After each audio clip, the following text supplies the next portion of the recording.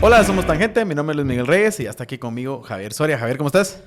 Todo bien, todo súper. Qué bueno, qué alegre. ¿Ahí vos bien? Contento de hacer análisis con vos aquí.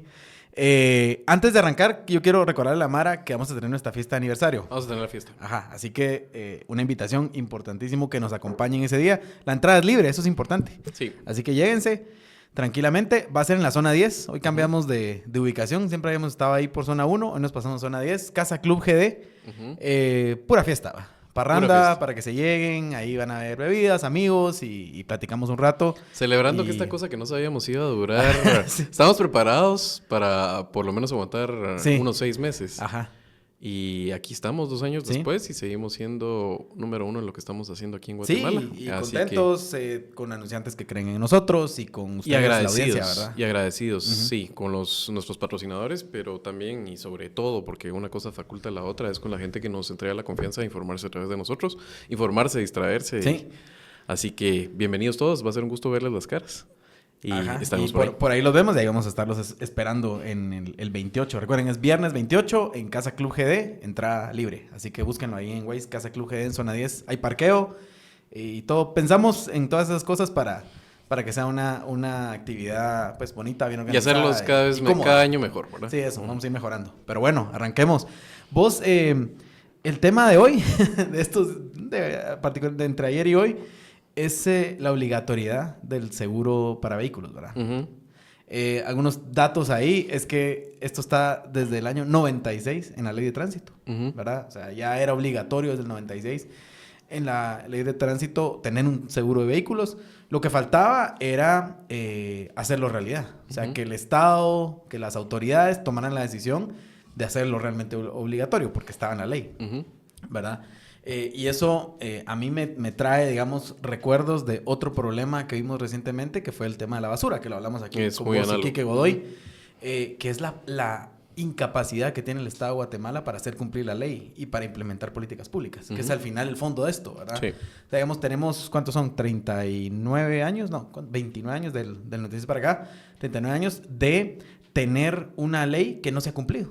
Sí. ¿Verdad? Sí, y eso dice mucho de quiénes somos Y como así sociedad. varias cosas. Y así es o un sea, montón, ¿verdad? Las leyes que tenía que promulgar el Congreso de la República Ajá. según los compromisos adquiridos en la Constitución y que simplemente no se han promulgado, incluyendo, y ese ejemplo paradigmático, la ley de aguas. Ajá. No, totalmente coincido con vos.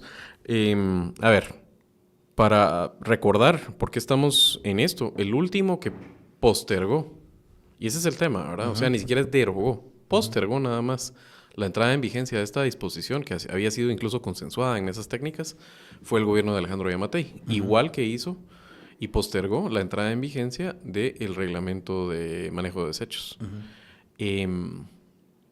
O sea, básicamente hemos estado, y hay que entenderlo, y el precio de rescatar el país es difícil, hemos estado viviendo administraciones de Luis XV, solo que Ajá. era Luis XV-A, Ajá. Luis XV-B, Luis XV-C. Y toda la política era, después de nosotros, el diluvio. Saquemos y ya mañana la resaca que vea otro cómo se cura la goma de gobernar. Y entonces, en medio de eso, tenemos este ejecutivo que todavía se debate entre sobrevivir, dejar las cosas que vayan cayendo por su peso, y algunas islas del gobierno que dicen, no, venimos a hacer cambios transformadores, cambios de veras diferenciales y apechugar con este tipo de cosas que ya no aguantan para mañana. Y cada día que pasa son peores. El tema del tráfico es un tema estructural, pero sí va amarrado y es multicausal, hay que entenderlo. Y es muy complicado de desenmarañar.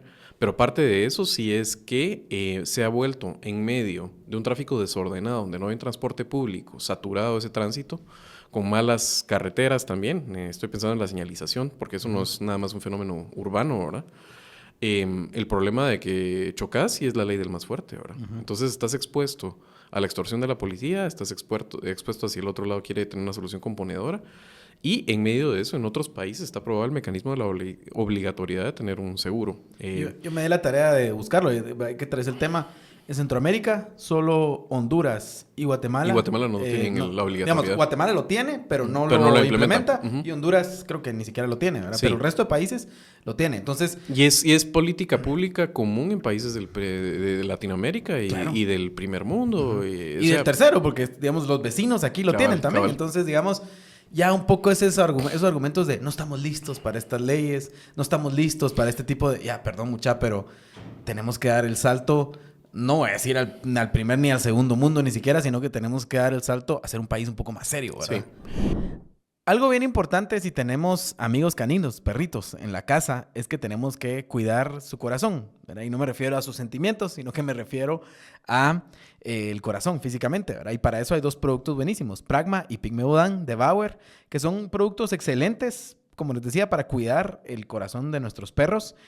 Tienen el mejor precio del mercado, pero recuerden que antes de administrar cualquier medicamento a sus perritos o a ustedes mismos, siempre hay que consultar con un veterinario, ¿verdad? Es importante tener la opinión de un experto para ver si debemos darle este producto, pero lo encuentran en las veterinarias del país.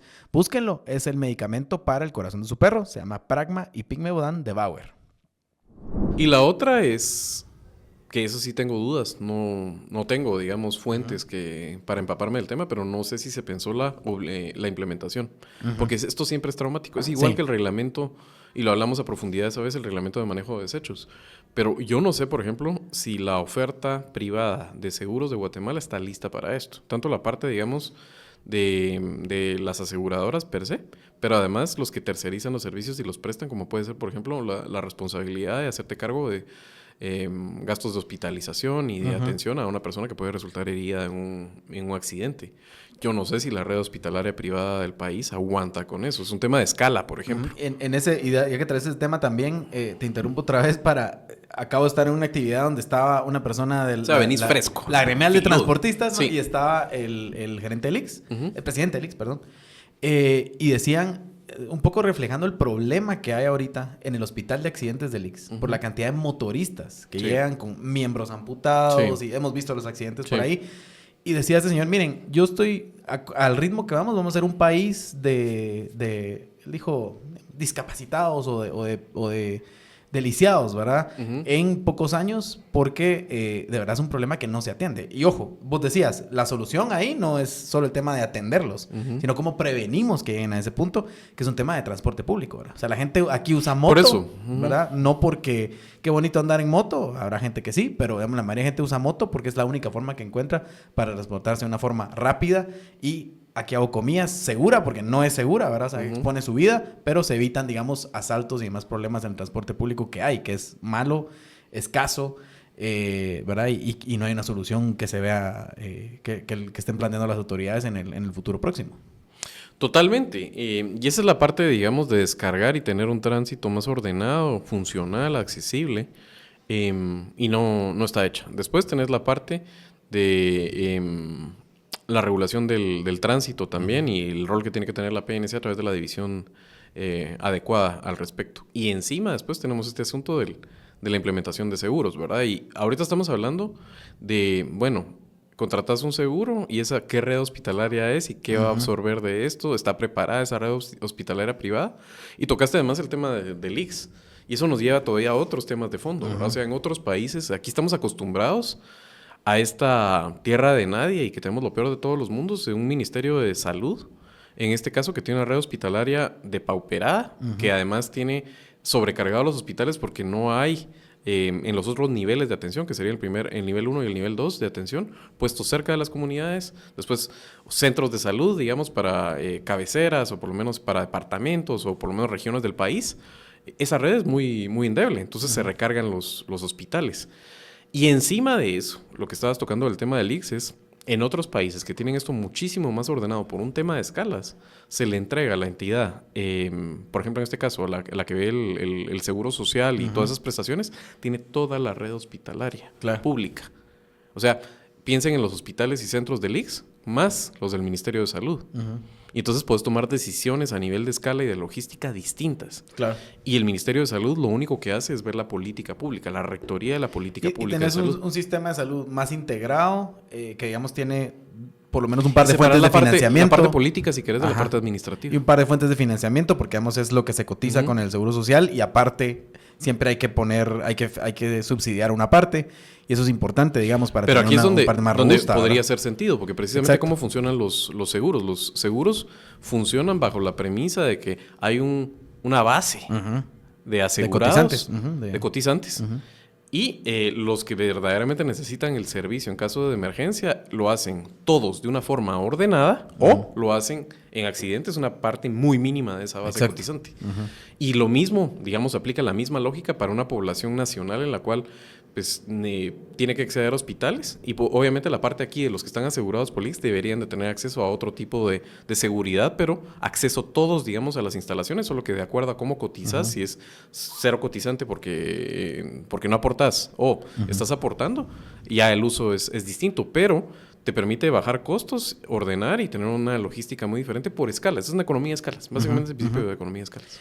Volvamos al tema que vos ponías en la mesa de estos gobiernos que patean la pelota para adelante o que le heredan problemas. Luis 15A, Luis 15B, Luis 15C. y le heredan los problemas a los gobiernos que vienen y que finalmente llega al punto en que hay un gobierno que dice, a ver, aquí hay ciertas cosas que vamos a querer, que vamos a implementar, intentando ordenar algunas cosas como, por ejemplo, que haya quien cubra irresponsabilidades en el tráfico o accidentes en el tráfico, que sabemos que es el pan de todos los días.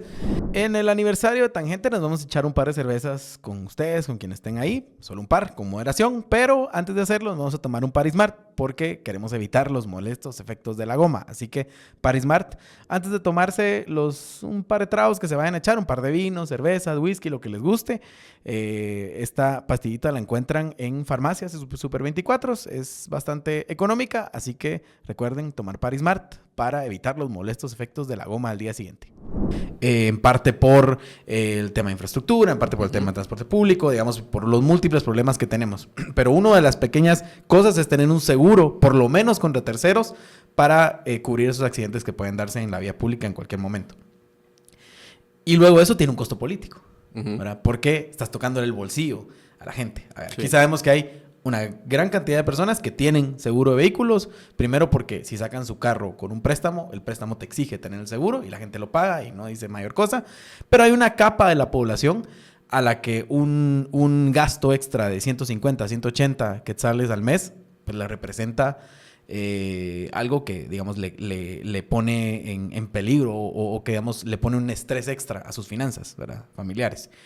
Ese costo político, hoy vemos que hay, por ejemplo, manifestaciones y otras cosas seguramente provocadas, ¿verdad? Porque no se ve, digamos, tampoco que hay una respuesta orgánica de la población hacia lo que está pasando.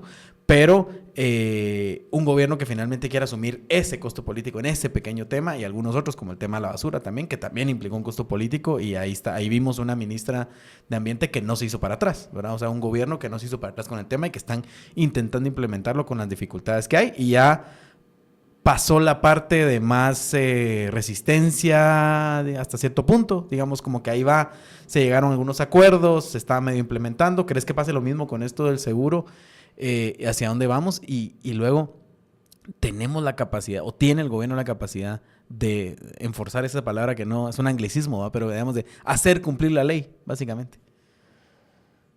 Es una buena pregunta porque no lo sé.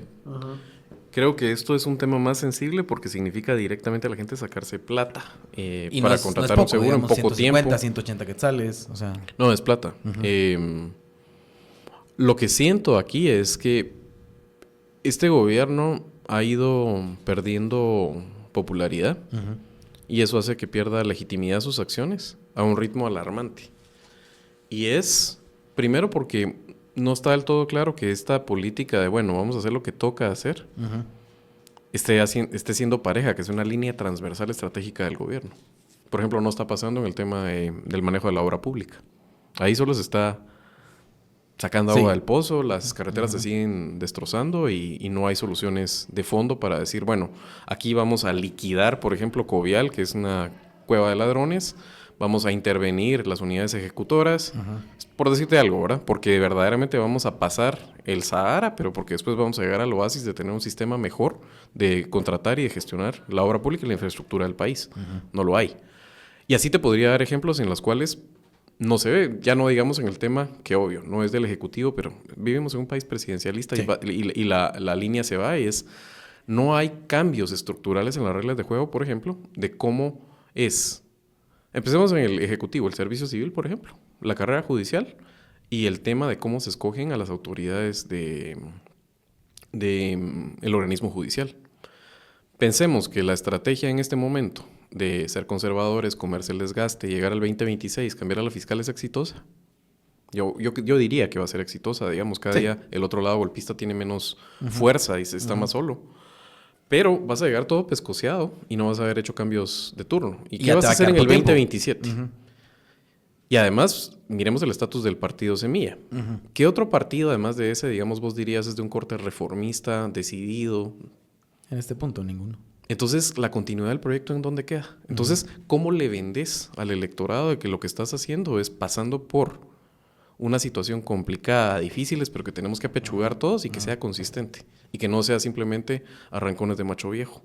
Ese es el reto que me parece que tiene en este momento el gobierno y que este es, como decías bien, un test más difícil que el tema del manejo de los desechos. Y que igual hay un riesgo bien grande, que es que vos estás tomando decisiones bien difíciles, gastándote todo tu capital político, quemándolo por completo, digamos, con cosas que le pegan a la gente en el bolsillo, para después entregarle el país a un populista, por ejemplo. Exacto. De esos que vienen ahí, que hay varios, no estoy hablando de ninguno, sino de varios que vienen ahí, que de un plumazo tenga la cosa fácil enfrente, decir, quito todo esto y voy a quedar súper bien, porque todo eso desgastó al gobierno anterior. Por ejemplo. Es un riesgo enorme el que estamos viendo para la institucionalidad del país. Digamos, y eso sí, digamos, creo que debería preocupar y habría que cuestionarle al partido Semilla, a la gente que está ahí, digamos, en los diferentes espacios dentro del partido, si están pensando, bueno, el presidente, porque digamos, él es el líder ahorita del partido, pero aunque, ojo, no es necesariamente el líder del partido como tal, ¿verdad? Porque él se ve como yo creo que inherentemente sí lo sos. Lo es. O sea, formalmente no y todo. Y Guatemala es ridícula en ese sentido porque les encanta el formalismo. No, él ahora es el de la unidad nacional y ya no es una persona partidista. Eso no funciona así. No lo decía por eso, sino porque ¿qué tanto se siente él ahorita? Ese es el tema. Como parte pero del no partido, solo eso, o si los va a dejar a su No suerte. solo eso, sino hace ratos que no tocamos el tema de esa dimensión pedagógica que debe tener un gobernante y que aquí no se ha destapado.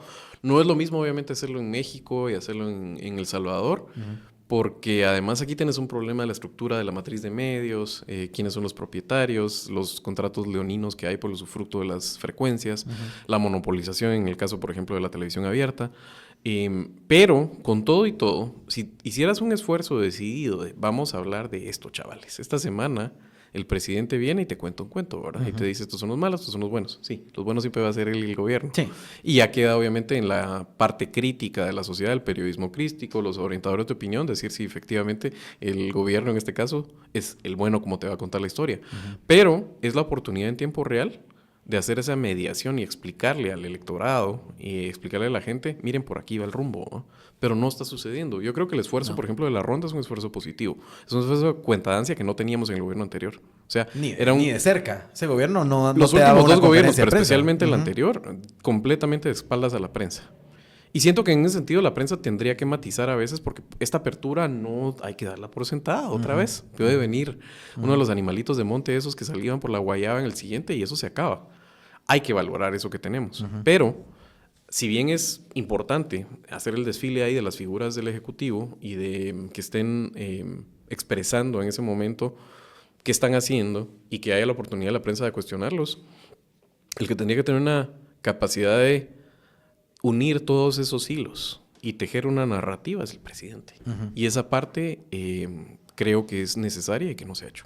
Y tiene que ser una narrativa coherente, que dé un sentido de futuro, precisamente con miras a que haya continuidad del proyecto reformista, aunque no sea en manos de ellos no es mismos. semilla, ¿va? No es semilla. O sea, es continuidad de un ¿cuántas proyecto? personas que no son semilla están echándole porras al gobierno con ganas, ¿verdad? O sea, ahí hay empresarios. Y yo te diría que incluso habemos, ¿verdad? Yo quisiera que este gobierno tuviera mucho éxito. Yo creo que es bastante... Y hemos sido transparentes con eso, ¿verdad? O sea, nosotros no somos gobierno, pero tenemos todas las ganas de verlos triunfar. Todas las absolutas ganas de verlos triunfar. Porque la situación del país es desesperada y porque nosotros, con todos los defectos que puede tener y los señalamos, los vemos distintos por la génesis de dónde viene este proyecto político. Pero la sombría podría ser bien grande, los que cabemos debajo Del proyecto reformista. de lo que queremos que sea cambiar el país y que a esta gente que está ahorita haciendo gobierno en una papeleta bien complicada les vaya bien. Sí, y que la continuidad sabemos que en Guatemala es difícil darla hacia un mismo proyecto político, pero que sí puede ser una idea, ¿verdad? Es que por lo menos, o sea, es lo que te decía, olvídate mía. Uh-huh.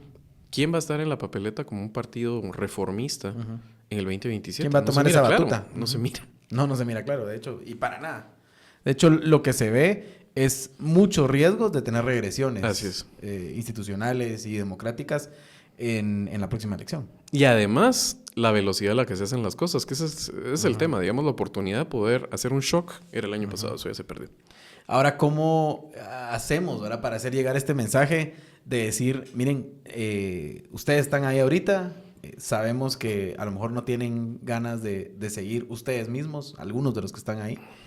Algunos quieren retirarse y estar lejos y lo el que mismo sea. presidente, ¿Está bien? digamos. El mismo presidente, digamos, el que está en esa situación, sí. creo yo. Pero Claro. sí tienen una responsabilidad de entregar una batuta de un proyecto, de una idea a un demócrata que venga después. Que eso sería tal vez lo más importante, ¿verdad? Es que no pueden garantizar eso. Ese es lo jodido de esto, ¿verdad? Porque no funciona así la democracia electoral. Perfectamente te puede caer un Cualquier autócrata. cosa. La cosa es que, por lo menos, en este caso, sería entregar la posibilidad de que se pueda votar en las urnas por seguir reformando el país.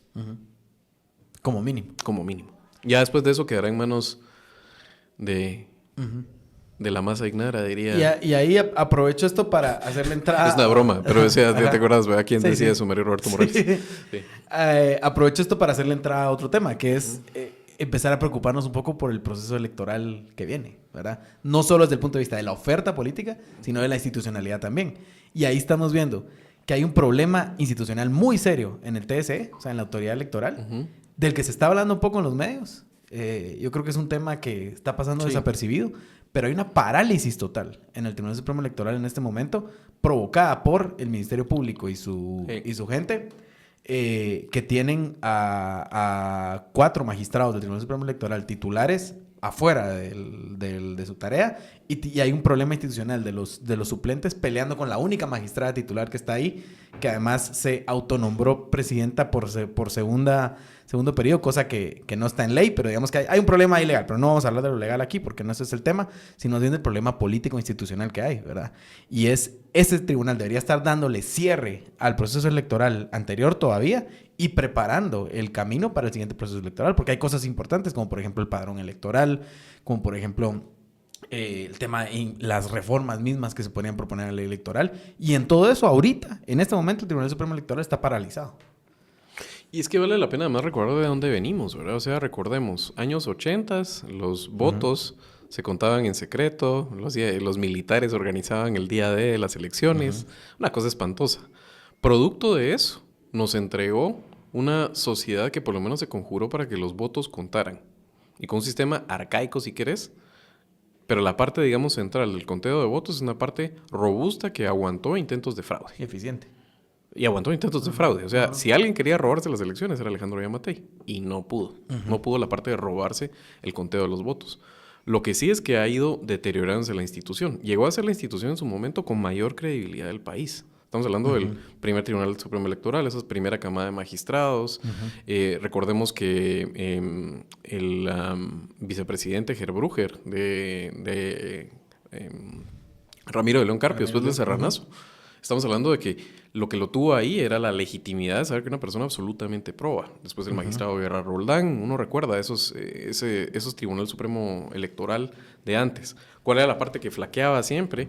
Y la parte que nunca caminó bien era el tema del sistema de partidos. Siempre fue un sistema de partidos que se convertía en una rosca de capa política, porque para acceder a tener un partido tenías que pasar una serie de valladares bien complicados. Y donde se empieza todavía a joder más es cuando empiezan con la idea de que, ok, los que estamos aquí vamos a cambiar de fichitas y vamos a hacer nuevos partidos, pero somos los de la foto. Y si quieres ser de la foto, tenés que pagar el precio de admisión de ser de la foto. ¿Qué quiero decir con eso? Es difícil hacer pinches partidos políticos. Sí. Y eso ha ido para peor. Dejen el tema de que si roban con las compras y cómo manejan, porque esa es la corrupción que atraviesa todo el Estado guatemalteco. Pero en este caso, conocemos, por ejemplo, conocemos a muchos de los que hicieron Semilla. Y eso fue de veras colar el camello en el ojo de la aguja. Sí. Y conocemos a mucha gente, tuvo un éxito que nadie sospechaba. Y conocemos a mucha gente que está haciendo Celeste en este caso. Y las condiciones han cambiado porque de hecho el sistema es así como se nos colaron estos chairos, ¿verdad? No vamos a dejar que ese es el de nuestro, ¿verdad? Pues aquí en este país de derecha, de izquierda, pero si simplemente sos reformista, sos un pinche chairo, ¿verdad? Entonces se nos colaron esos chairos, ¿verdad? ¿Cómo hacemos para que no vuelvan a colarse chairos? Y eso es lo que se ha inoculado en este caso. O sea, vos tenés que llegar a ser de la foto, o sea, tener un partido, un carrito electoral, si te dejan pasar un montón de filtros. Y no solo Semilla, no sería solo el caso de Celeste. ¿Cómo fue el caso del MLP, por ejemplo? Un partido que parece que ya lo olvidamos, pero si bien creo que en esta casa, por ejemplo, somos escépticos de esas opciones como la oferta electoral que estaba planteando, la oferta política, perdón, convertida en electoral, en este caso, que es lo importante que planteaba Codeca a través del MLP, el derecho a participar lo deberían de tener, ¿verdad? O sea, sí. Yo prefiero que estén en la papeleta y que estén en la posibilidad siempre, si juntan la suficiente fuerza de hacer un partido, a esta condición en la cual se les bajaba al candidato vicepresidencial que tenía. La opción democrática es que la oferta política que no te guste, deberías desear que pierda electoralmente. Exactamente. ¿Verdad? Y lo complicado que es para ellos, para el reformismo incluso, es que miremos lo serio que estamos hablando. El oficialismo en este momento, a como están el día de hoy las cosas, no tiene cabida en la papeleta electoral del 2027. Sí, bueno, y eso, digamos, hay que decirlo. Este Tribunal Supremo Electoral, que está ahorita con estos problemas de parálisis institucional prácticamente total, fue el Tribunal Supremo Electoral que en su inicio... Pero también es una parálisis en la cual están sacando raja. Porque los magistrados que están en este momento tienen un sistema también donde ellos apadrinan partidos y dejan ver cuál pasa y cuál no. Exacto. O sea, también, digamos, tiene un efecto sobre el sistema electoral completo. Pero, digamos, en su inicio, y eso lo comentamos aquí en muchas ocasiones, tuvieron gran culpa del relajo que se armó con el proceso electoral de 2023. Claro. O sea, digamos, ellos facilitaron... Es que se prestaron a todo eso. Y en el último momento, cuando las cosas se estaban poniendo muy serias, recularon y qué bueno. Y se lo yo todavía te corregiría. Ajá. Ellos se prestaron totalmente a apachar partidos. Sí. A lo que no se prestaron, porque es que era demasiado difícil, era a que los votos no contaran. Sí, por eso decía yo, digamos, que cuando ya vieron que la cosa estaba demasiado negra y que las fuerzas que los estaban empujando a ese comportamiento que tuvieron desde el inicio, querían llevar las cosas a las últimas consecuencias, que era hacer un fraude electoral, ahí fue donde pusieron la línea y que bueno, digamos, yo en ese momento sí dije... Pero no dejan de ser lo que son y a lo que se prestaron y lo que están. Y que el caso por el que tienen esta parálisis en el Tribunal Supremo Electoral es lo de la valoración de la compra de software y demás, que eso se debe investigar y está bien. O sea, digamos, que esos casos de compras valoradas, vos decías, están por todo el estado de Guatemala y se debe investigar y todos y cada uno de ellos y castigar a los responsables, pero no utilizar eso como excusa para tener paralizado a uno de los pilares del sistema electoral guatemalteco, al pilar del sistema electoral guatemalteco, que es el Tribunal Supremo Electoral. Porque ahí sí, digamos, lo que estamos viendo, o que pareciera que estamos viendo, es que estas fuerzas criminales que tienen tomado el Ministerio Público están con miras a que todavía manosear un poco el siguiente proceso electoral, a pesar de que yo estoy de acuerdo con vos en que ya no van a estar para ese momento en el Ministerio Público. Pero vuelvo, o sea, al cuestionamiento central de la estrategia, o lo que uno intuye, porque nunca la ha enunciado como tal, pero la estrategia que uno entiende que es la estrategia Arévalo de sacar a la fiscal. Ajá. Parece, por sus actos, que uno pensaría que la estrategia siempre fue cambiarla en el 2026.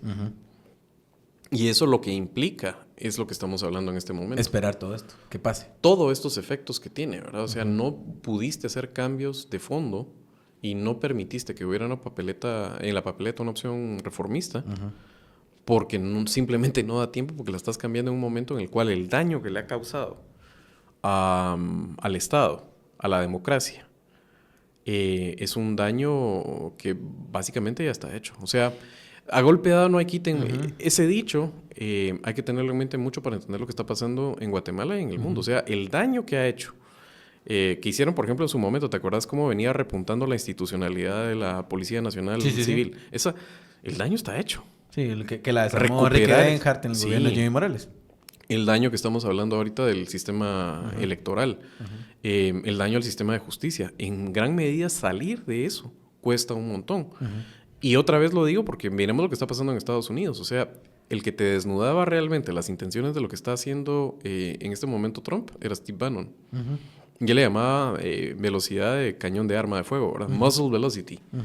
Y básicamente es esto, ¿verdad? O sea, te culié y desculiada no hay. Entonces, te cargas USAID. Y sí, muchos podemos ser muy críticos de cómo USAID funcionaba y todo, pero digamos, la forma como lo hiciste es, te la cargaste y sí, puede regresar a una corte y que regresen los proyectos y la gran diabla, pero la institución ya no Lo que te están diciendo los analistas es que están desarmando todo, pero sin tener una alternativa, ¿verdad? Sin tener algo que sustituya estos espacios de los que ellos eran muy críticos, ¿verdad? Entonces, que es el playbook es un desarme, que parece ser el playbook mosquiano en Twitter, ¿verdad? Es desarmo. Pero aquí estás hablando de implicaciones muchísimo más grandes. Muchísimo. Y eso todavía, si todavía te creerías la tesis de lo que están haciendo, es la destrucción creativa, le llamamos la otra vez con Douglas, schumpeteriana. Cuando posiblemente el interés no es tan altruista. Y menos, eso te estoy hablando de Estados Unidos. Volvamos aquí a Guatemala, claramente el interés no es altruista. No es altruista. Y ahí, digamos, ya que de nuevo sacamos el tema del Ministerio Público, y ahí meto otro tema. Voy así metiendo los temas como puedo, como se puede, porque este programa era un chismol y esa era la idea. Una ensalada, mejor dicho. Pero vimos el informe que saca en estos días el Departamento de Estado, de este Departamento de Estado de los Estados Unidos, sobre el estado, digamos, de la lucha contra las drogas en la región.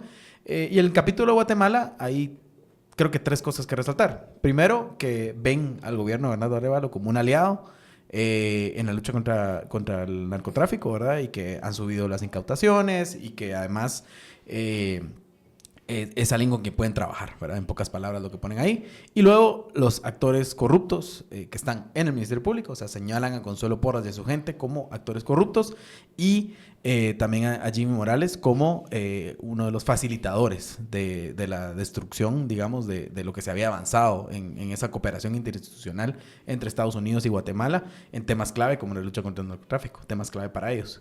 Y para nosotros también, digamos, hasta cierto punto. Algunas acotaciones sobre esto. Esto fue elaborado por la administración anterior, ¿verdad? O sea, está firmado ahí por Joe Biden y la gente, Joseph Robinette Biden. Pero tal vez hay que decir, y creo que es importante, que esta administración lo publica, ¿verdad? Y lo deja pasar así como está. O sea, digamos, daría a entender que no hay un cambio de opinión muy fuerte o de sentimiento, digamos, sobre lo que está ahí plasmado, ¿verdad? Sí. Porque esta es una administración, además, con opiniones muy fuertes. Entonces, yo creo que si tuvieran, digamos, mucho que cambiarle a ese informe, hubieran hecho los cambios. Se pensaría. ¿Qué pensás vos? No tengo mucho más que agregar. O sea, si nos damos cuenta, básicamente, el tema es, si entendemos la lucha... te voy a poner el clivaje entre los golpistas y los no golpistas. Los no golpistas se quedan cada vez más aislados y sin argumentos. Cada vez te van vendiendo un proyecto político golpista más débil. Entonces, si antes el tema era, vamos a ver las elecciones, gana Trump, subidón ahí de adrenalina para ellos. Después de eso era... no, es que los gringos no nos van a resolver los problemas, somos los guatemaltecos, no tienen el apoyo de... espérate, es Marco Rubio, porque Marco Rubio es chairo. No, tal vez no es entonces el tema de Marco Rubio, sino que este informito, lo que pasa es que trae la firma de Biden. A lo que voy es cada vez los argumentos son más débiles para tratar de justificar algo que es bastante claro y es no tienen el apoyo de Estados Unidos para un golpe de Estado, de la administración Trump.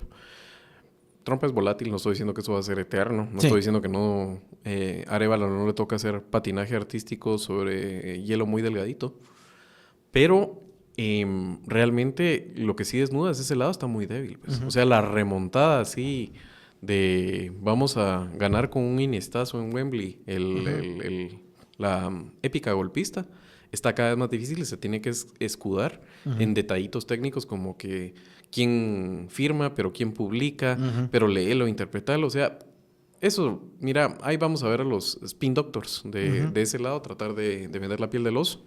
Pero creo que cada vez más queda más claro en este caso, y las acciones cantan, es Estados Unidos está estructuralmente obligado por todo lo que está forzando en el mundo a invertir en su patio trasero. No estoy diciendo que con eso va a fluir el chorro de pisto y va a haber un desarrollo económico, no, porque nunca hemos sido Nunca ha sido esa la dinámica con estos países. La dinámica, al final de cuentas, siempre ha sido control territorial, expolio, ¿verdad? Pero sí se ven un acelerón en el tema, por ejemplo, de la interconexión de puertos, mejorar la infraestructura de puertos, el ferrocarril. Eso sí les parece interesante. El gobierno de Arévalo ha tenido unas rondas con ellos muy exitosas, muy públicas, muy claras.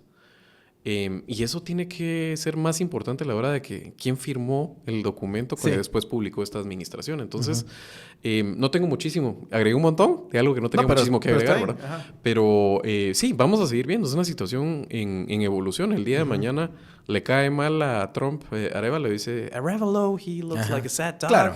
And he's not my friend. And whatever. Y too woke. Y no sé qué. Pero no está pasando. Pero esa idea que estaban vendiendo, tal vez lo que habría que resaltar cada vez más difícil. Es que el grupo golpista, digamos, y sus asesores estaban vendiendo la idea a sus bases que la idea de Trump iba a ser un cambio, un giro brusco, digamos, para la administración de Arévalo, porque Arévalo es chairo, digamos, entre comillas, y porque Arévalo representa lo que Trump supuestamente contra lo que estaba luchando allá, que es ese globalismo y todas esas ideas que se han hecho. Y lo que con lo que se vinieron a golpear finalmente es la triste realidad que a Trump, digamos, eso fuera de su país le importa poco. O sea, Sheinbaum es buenísima, una gran presidente, no sé qué, porque le está dando lo que quiere. Y Arévalo más de lo mismo, ¿verdad? O sea, de él no va a hablar porque es irrelevante, pero... Nadie entiende, por ejemplo, la guerra de aranceles con Canadá. No se entiende. Nadie la entiende. Te pueden salir explicaciones y yo creo que sí hay personas, digamos, que quisieran hacer una transformación económica y que entienden que hay que revisar y hay que volver a escalar ese tipo de cosas y que se negocia desde la fuerza y que incluso tenés que tener a los aliados. Sí, pero digamos que no se entiende ahorita y también a veces hay explicaciones que te da gente que dice Trump tiene todo planeado, ¿verdad? Todo, y digamos eso es un poco como que lo que está en duda. Sí. ¿Verdad? En duda, yo todavía lo pondría en duda porque aunque ya cada vez se va revelando que no están así. Pero digamos, en el caso de la política con Guatemala, que es lo que hablábamos ahorita, la política se mantiene la misma y Guatemala está colaborando como puede y debe colaborar, ¿verdad? Que es, te mando migrantes, tráelos. Aquí los recibo, los arreglo y cada quien para su casa. Política de drogas, te subo incautaciones, colaboro, ahí está, no sé qué, y ahí va la cosa, ¿verdad?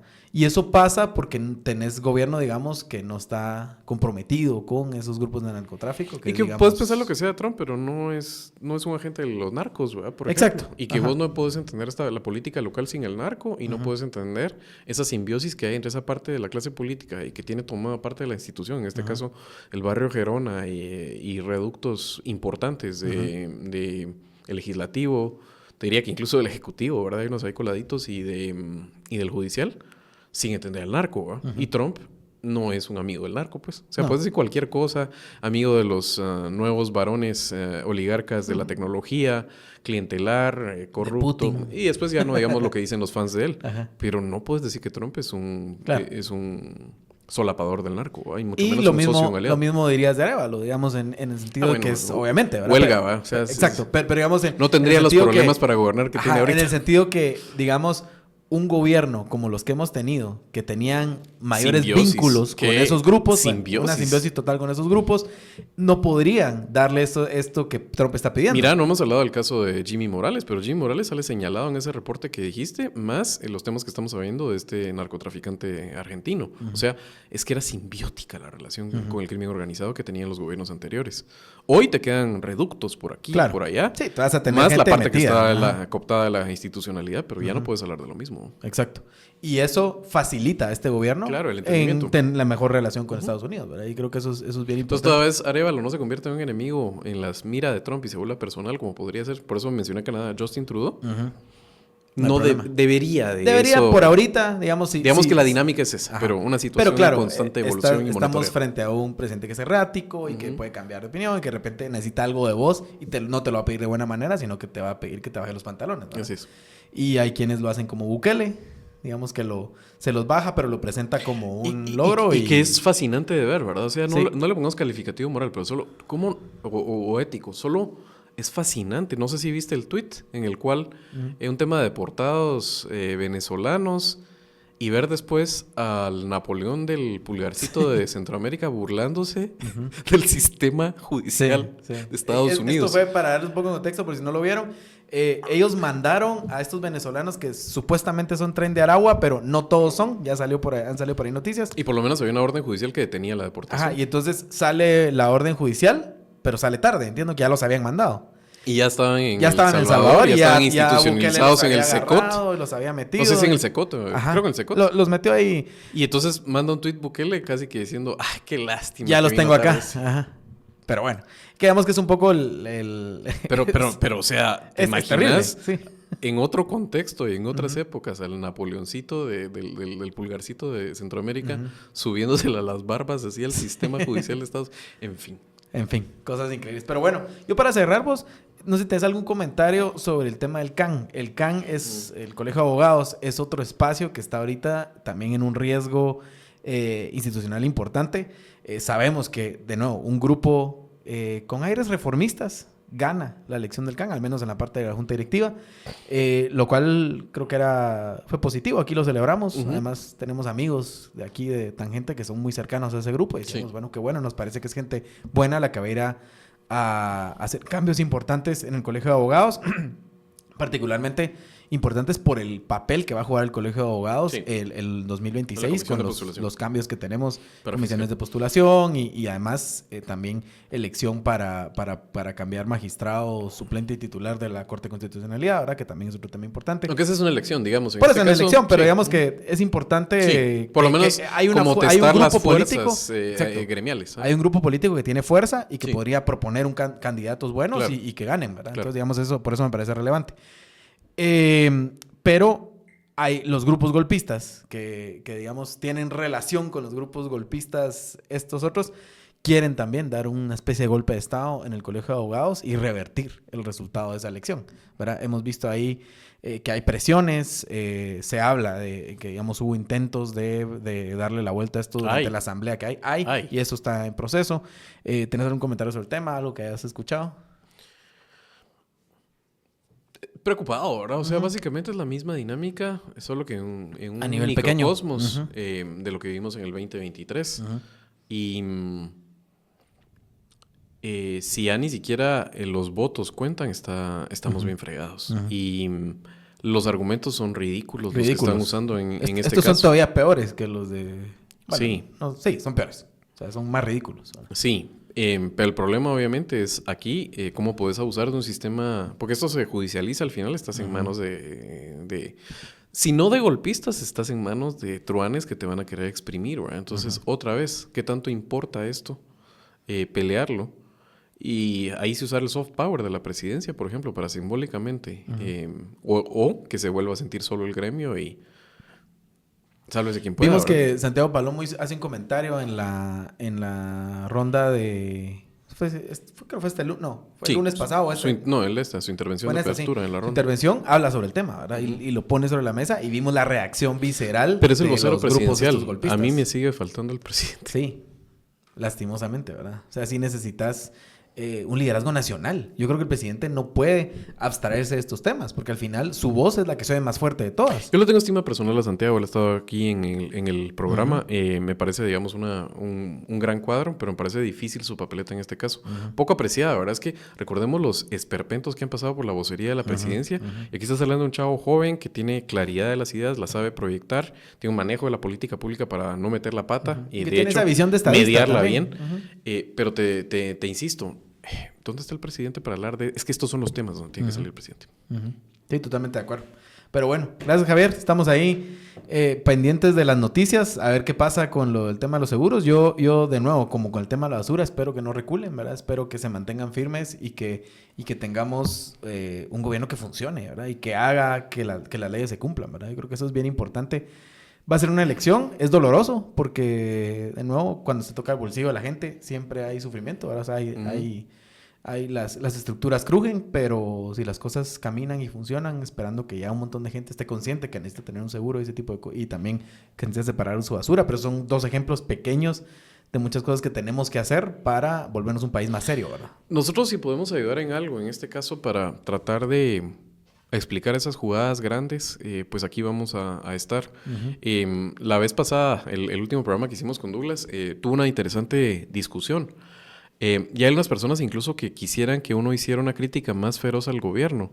Yo creo que hay suficientes espacios que se apuntan, digamos, a hacer una descalificación que es muy popular de que todo lo que hace el gobierno está mal.